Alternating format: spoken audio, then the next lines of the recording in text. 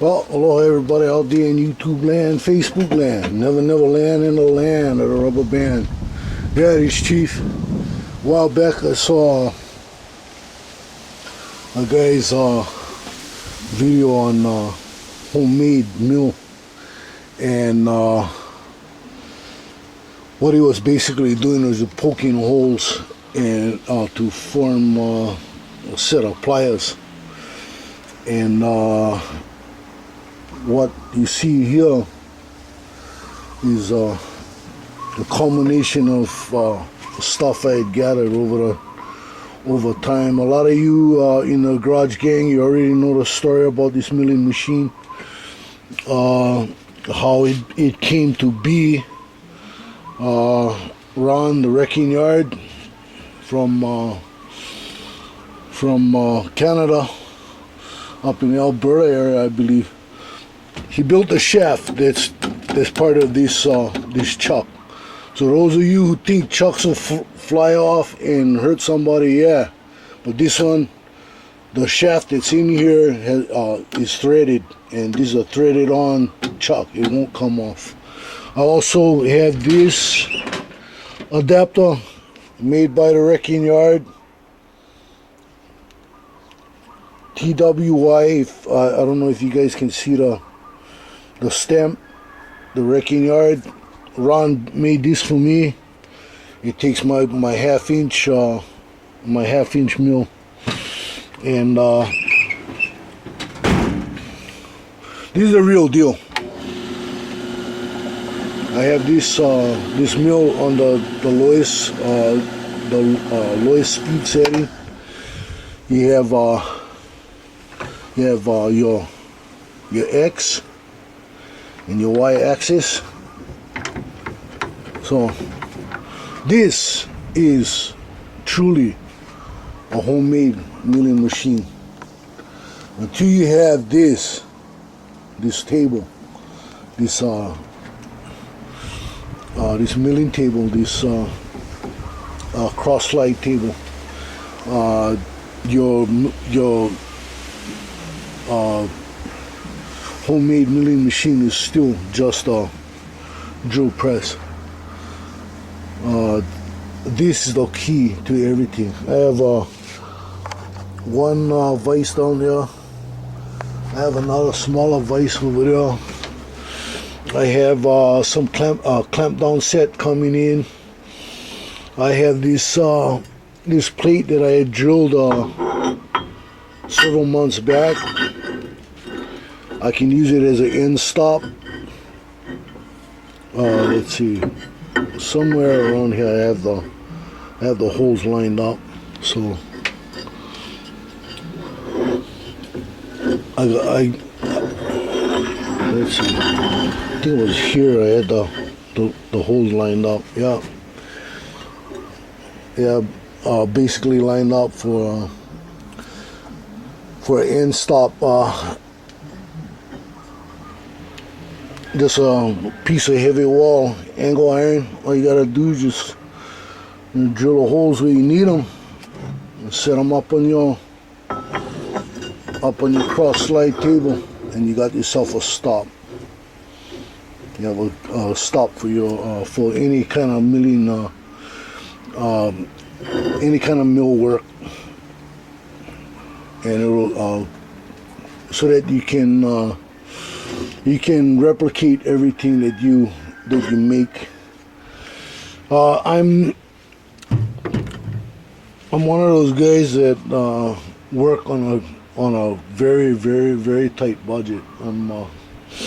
Those of you who know me know that I'm disabled. I get messed up back and all that other stuff, all that other good stuff. So I don't have a lot of what other machinists have, but what I do have, I either make or I've got in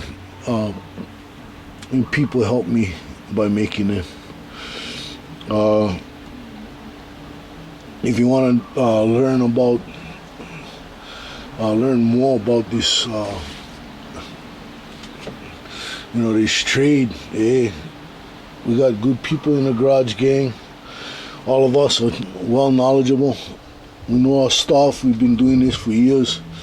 I started my machining in prison, and I knew what I needed in order to get a milling machine made. And you know,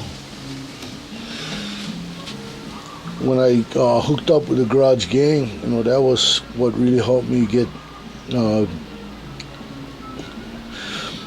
to where I really needed to be as far as my trade goes, what I'm doing today. Anyone out there in the field that wants to know about, you know, making machines, we got all kind of guys here in the garage gang. There's me, there's Mr. Pete 222, Tubo Kane, there's Keith Fenner, and a lot of guys. There's Shop Dog Sam, if you really want to learn about making stuff. Shop Dog Sam, another one of our old-time garage gang members. So anybody out there, if you think you have a homemade milling machine, but you lacking a cross slide and stuff like that, then you need to go the next step. These are fairly cheap. I got this one. I got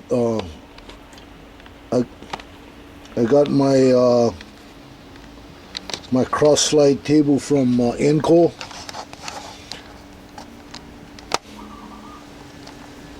You know, the same with my vise. Got that from Enco. It was pretty cheap. This is about 100 something bucks right here. Altogether, I think I spent like $200 something. But I didn't spend the money on that. I built a gate, and the gate paid for all this stuff. So there you go. And then the chuck I got from a guy named English Bob. He sent this free along with some measuring tools and stuff. You know, big mahalo out to English Bob. Like I said, the shaft that holds this chuck was made by the wrecking yard, as well as that tool holder. And I do have another shaft for this thing. I have a lot of stuff that was given to me, and everything, like I said, I got because of my affiliation with the YouTube Garage Gang.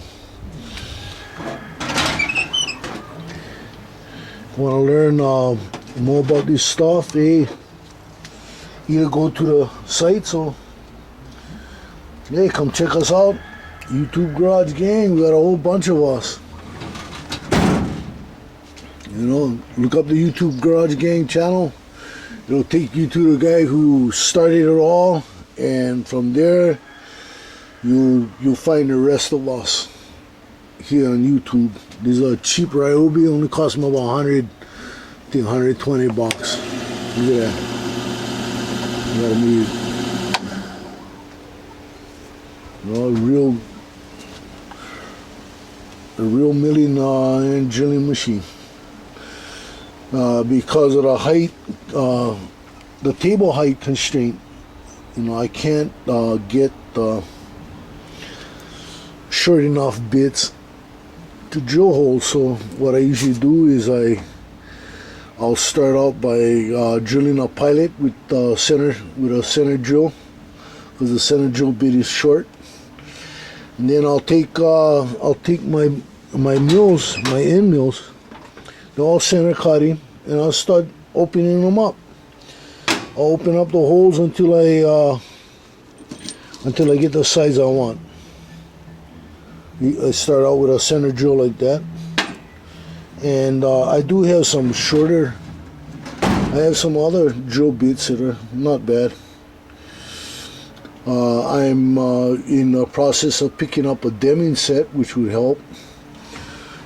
You know, some of the stuff I would have to just clamp straight to the milling table, jack them up on plates, and I could easily drill right here on the table. And because of experience, I know I'll never score my cross slide table. So with that, this Chief showing you what a homemade mill is supposed to look like. Next time, this Chief. Aloha. Wide.